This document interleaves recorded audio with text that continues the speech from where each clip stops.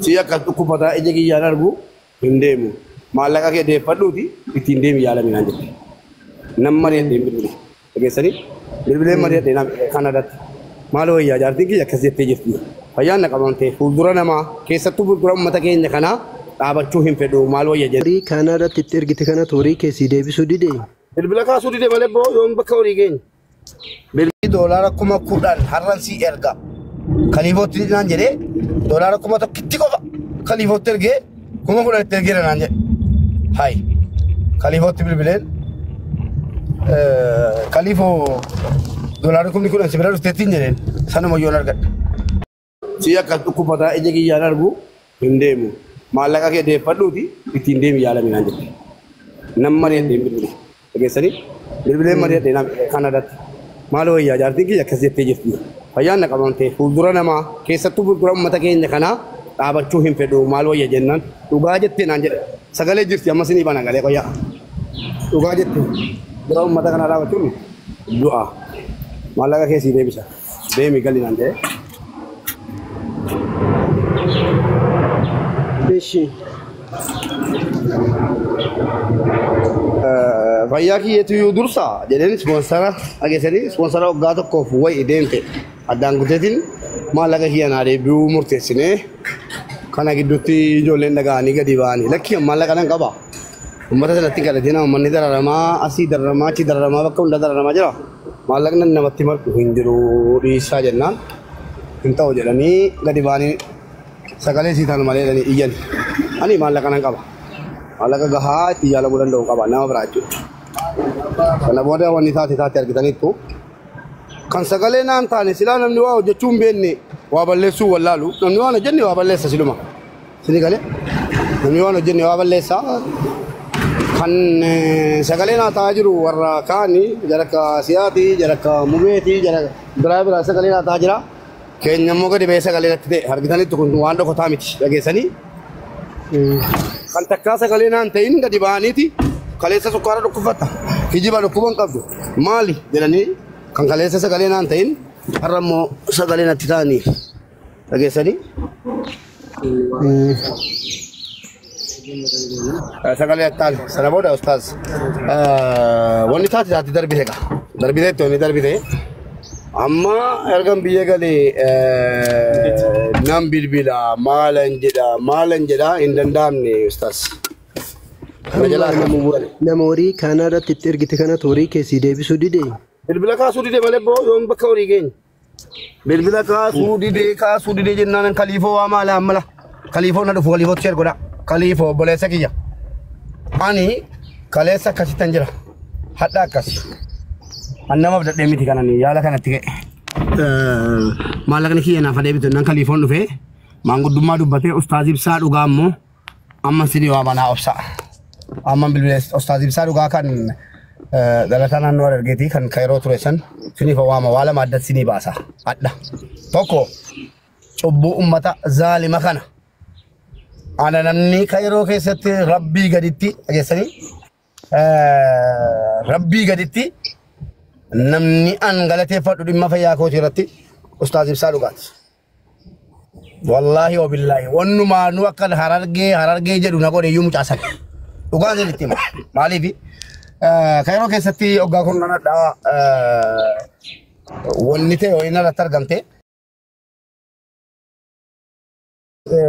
rakkoodhuma turuu kana jechuudha. Akkasumatti hin jabaanne malee narratti argamte akka rakkoon hadhanatti dhufu jiru. Rakkoon hadhanatti dhufuu jirtu kun natti dhuftu. Yoon qoricha fudhatin rakkoo guddootti itti dhufuu deemti turuu isaa irratti jedhame jennaan hoggaa kudhanii dhaggeeffadhaadha. Amma sinii waama ustaaz ibsaa.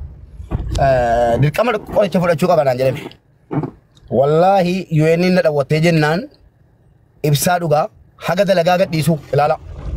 Haga dalagaa anaaf jecha haga dalagaa gadhiisuu walitti dhaaddatan jechuudha.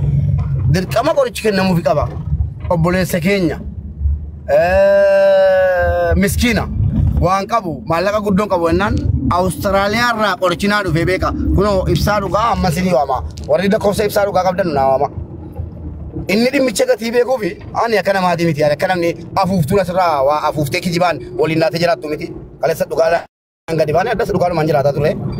Ibsaa dhugaa bayyaa siniif waamaa inni sinitti himi. Ustaz Ibsaa Yusuf kau sini kawan.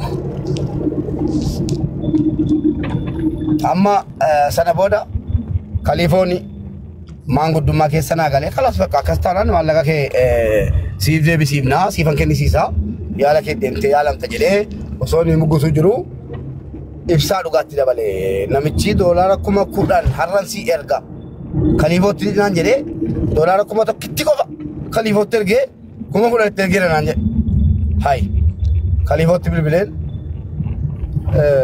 Kalifoo doolaara 10,000 si bira dhufteettiin jedheen sanuma yoon argadhe jennaan Kalifoon nagaa miti Kalifoon kanuma miidiyaa irratti beektaa dhugaa nagaadha Kalifoon achumaanii hai 10,000 itti ergee jedhee naan jedhe een jedheeni Kalifoon achumaan bilbile Kalifoon bilbile wallahi amma nan naqaaf jedhe maqaan inni balleesse namni kun hai bakka dhiisi annan beekaa dalagaasa inaarini dhiisi jedhe hateessu si humna tokkos hateessu borumaafuu naa barii baga barte jennaan abshir jedhee baay'ee aare qaanni maaliif 1,000 itti ergee 10,000 inni ergee jedhe bilbila murraa kaasuu dide inni immoo baay'ee mufate booda Ustaaz Ibsaa dhugaa waameen Ustaaz Ibsaa dhugaa ka Ameerikaa jiru waameen Ustaaz Ibsaa kanan narra geesse jennaan gaafuma iyyuu miidiyaa irra baatee dubbattu sana tokkoffaa maaltu miidiyaa irra si baase erga immoo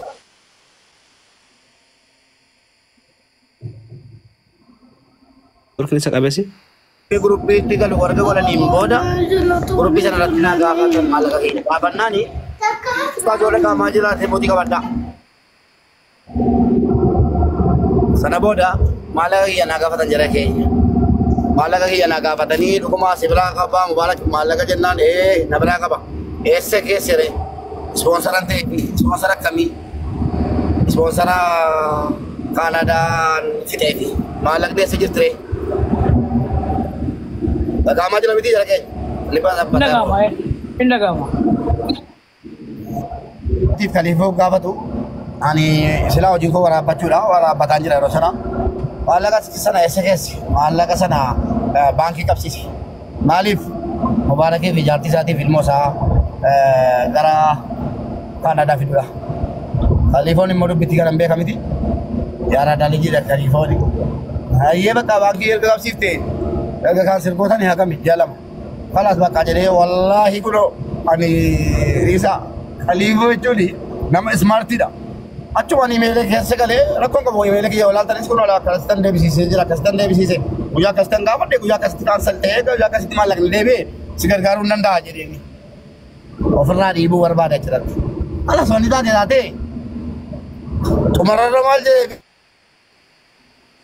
Apa dia tumbang kita kuna jalan apa dia jadi.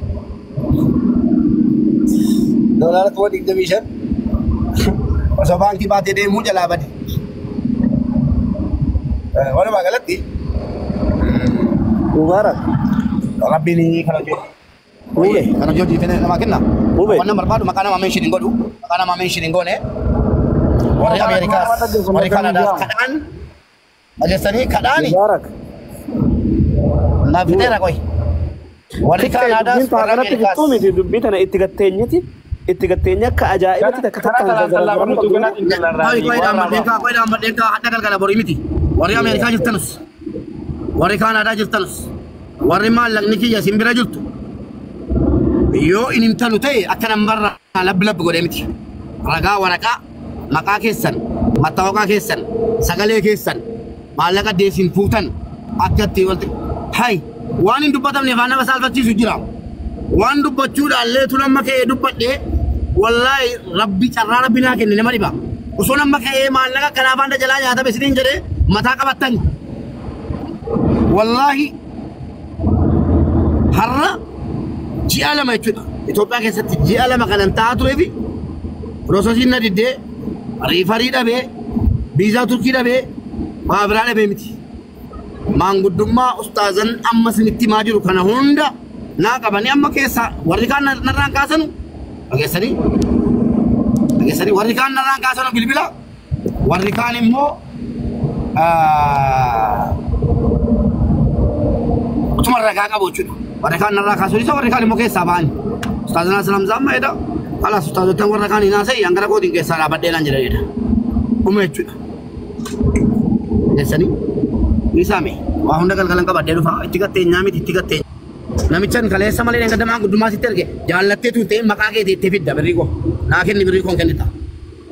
Shame on you wallahi shameidha.